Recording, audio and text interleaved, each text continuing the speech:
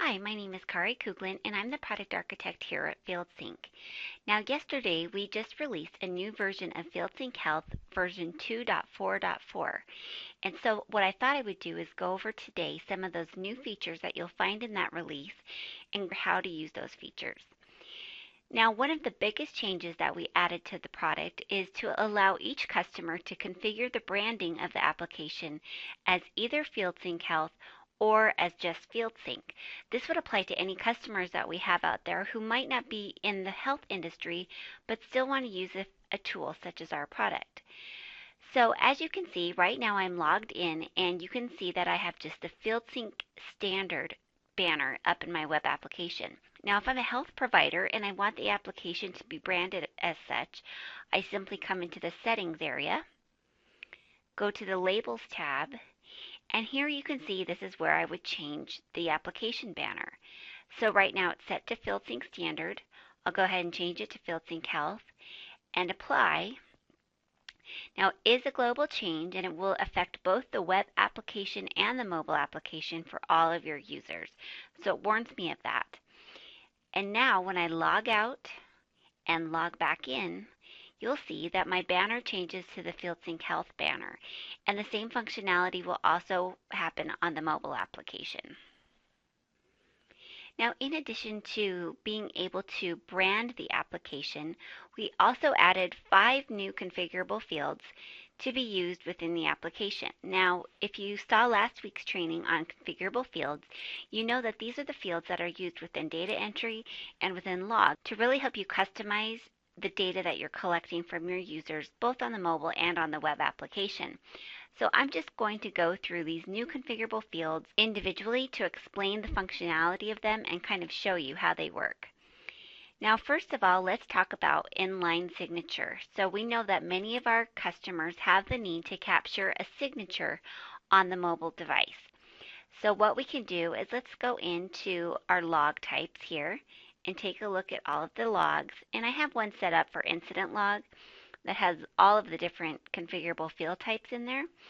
So let me just show you what I've done is set up a field that is the inline signature type. So you can see here the label is signature of staff, the type is inline signature, and I've also marked it as an active and a required field.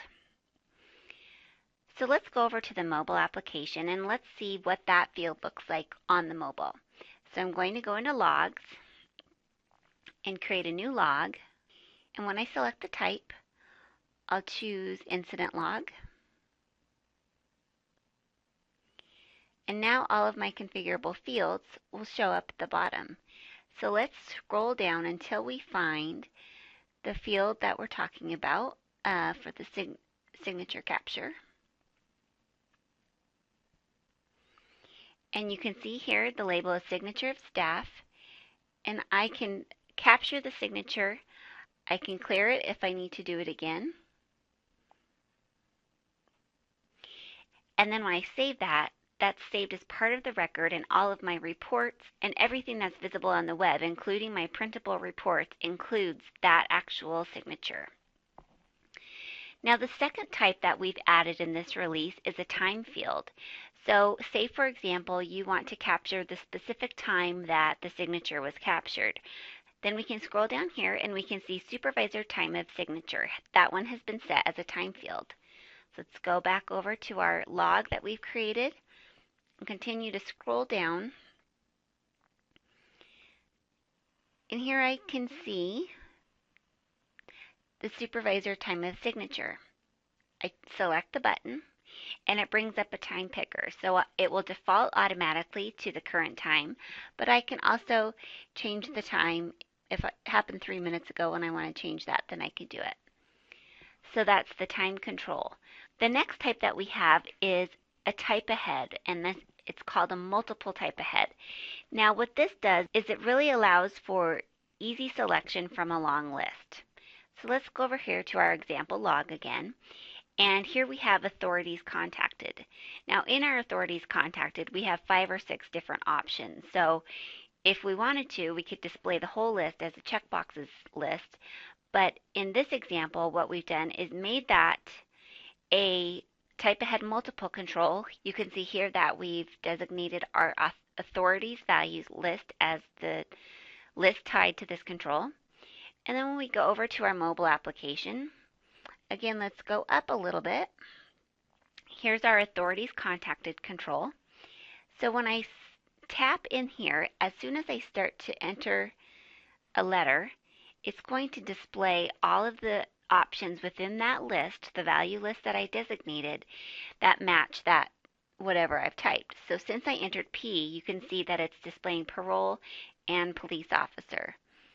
If I go back and I hit A, it shows adult protection and ambulance. And then as I continue to type, only the options that meet the criteria of what I'm entering are actually displayed. And what we mean by multiple is that you can enter in multiple values for that control. So let's say in this example that we contacted both the ambulance and the police. Both of those are indicated here, and in the reports you'll see that both options were selected. Now let's move on to our next type, which is the photo field.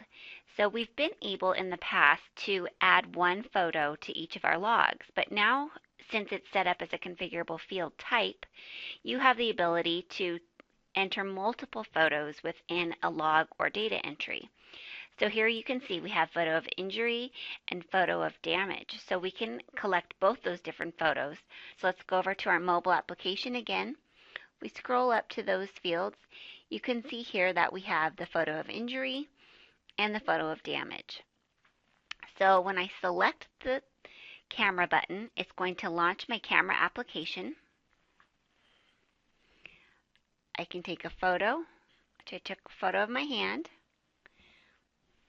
I'll select to use that photo, and now you'll see that photo is displayed there as the value for that field. I can take another picture, and all of the pictures that are taken are associated with the correct fields, and they'll all show up on the report as a bitmap image.